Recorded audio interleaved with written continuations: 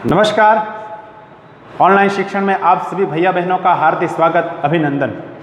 आज हम पुनः सामाजिक विज्ञान अध्याय क्रमांक 1 क्या, कब, कहाँ और कैसे, इस अध्याय के अगले वाले पार्ट के बारे में हम जानकारी प्राप्त करेंगे। आज हमें देश के नाम और अतीत के बारे में कैसे जानें, इसके बारे में आज हम अध्ययन करेंगे, चर्चा करेंगे। देश के नाम, हमारे देश के लिए हम इंडिया तथा भारत जैसे नामों का प्रयोग करते हैं। इससे पूर्व हमारे भारत को आर्यव्रत, जम्बूद्वीप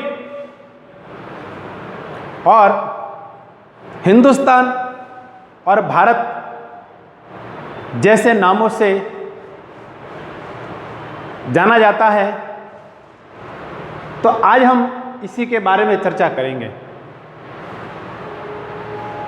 अपने देश के लिए हम इंडिया तथा भारत जैसे नामों का प्रयोग करते हैं। इंडिया शब्द इंडस, या मैं अंडरलाइन कर रहा हूं, इंडस से निकला है, जिसे संस्कृत में सिंधु कहा जाता है। इंडिया शब्द इंडस से निकला है और जिसे संस्कृत भाषा में सिंधु कहा जाता है। आज से लगभग 2500 वर्ष पूर्व उत्तर पश्चिम की ओर से आने वाले ईरानियों और यूनानियों ने सिंधु को हिंदी अथवा इंदोस कहा है।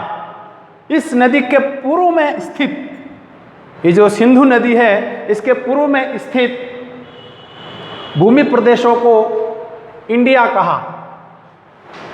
जो सिंधु नदी है उसके पूर्व में स्थित जो भूमि प्रदेश है, उन लोगों को उन भूमि प्रदेशों को इंडिया कहा है। अब भारत का नाम प्रयोग, माफ कीजिएगा, भारत नाम का प्रयोग उत्तर पश्चिम में रहने वाले लोगों में एक समूह के लिए किया गया है। भारत नाम का प्रयोग उत्तर पश्चिम में रहने वाले लोगों में एक समूह के लिए किया जाता था। अब भरत से में ध्यान में आता है राजा दुष्यंत और उनकी पत्नी शकुंतला, उनका जो पुत्र था भरत। तो भरत प्राचीन समय में बहुत बड़े चक्रवर्ती सम्राट हुए हैं, बहुत बड़े राजा हुए हैं। उन्होंने भारत के अधिकांश भूभाग पर राज किया है। तो उन्हीं के नाम से, उन भरत के नाम से हमारे देश का नाम भारत पड़ा। तो भारत का प्रयोग उत्तर पश्चिम में रहने वाले लोग, जो भारत का आप मानचित्र देखेंगे तो उस उत्तर पश्चिम में रहने वाले लोगों में एक समूह के लिए किया जाता था।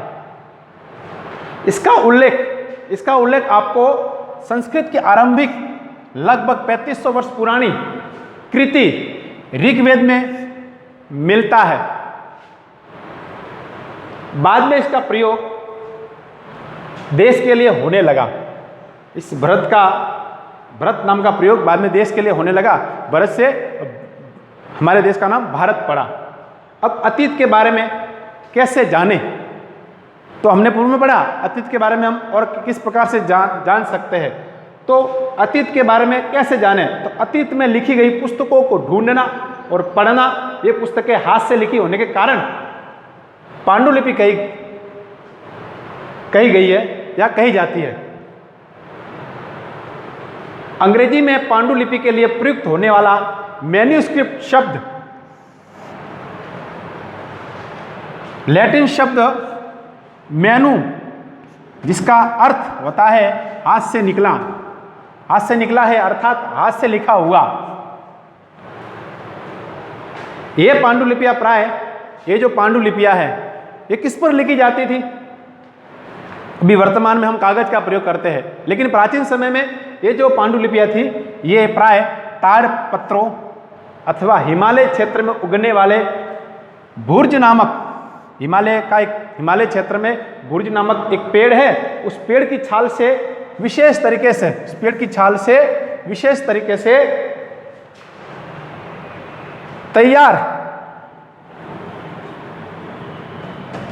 भोजपत्र पर लिखी जाती थी, लिखी मिलती है। ये पांडुलिपियां ज़्यादातर संस्कृत प्राकृत और तमिल भाषा में देखने को मिलेंगी। ये जितनी भी पांडुलिपियाँ है आपको संस्कृत, प्राकृत और तमिल भाषा में देखने को मिलेगी।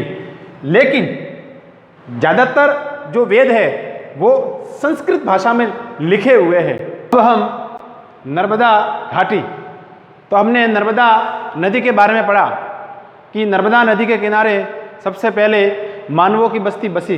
तो नर्मदा घाटी, वहाँ के जो वनवासी जनजाति के लोग, जो आदिवासी जनजाति के जो लोग थे जो वहाँ पर निवास करते थे, तो उन्हें विशेष प्रकार का ज्ञान था। जंगल से प्राप्त औषधि है, फल है, फूल है,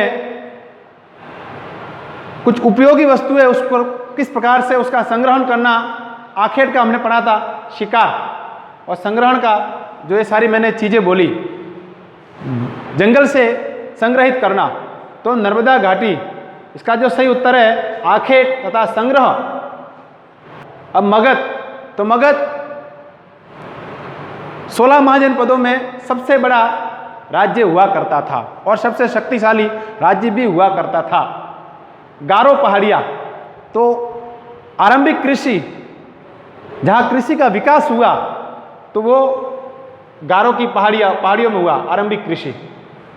और सिंधु तथा इसकी सहायक नदियाँ, तो यहाँ पर प्रथम नगर, यहाँ पर क्या बसे? प्रथम नगर। बस्ती के बारे में तो हमने पढ़ा, लेकिन जो प्रथम नगर बसा वो सिंधु तथा इसकी सहायक नदियाँ, जिसमें मैंने झेलम, चेनाब, ये जो नदियाँ हैं, रावी, व्यास, इन नदियों के जो बारे में हमने जो बताया था, इन सिंधु तथा इसकी सहायक नदियों के किनारे प्रथम नगर बसे। आज के लिए इतना ही, धन्यवाद।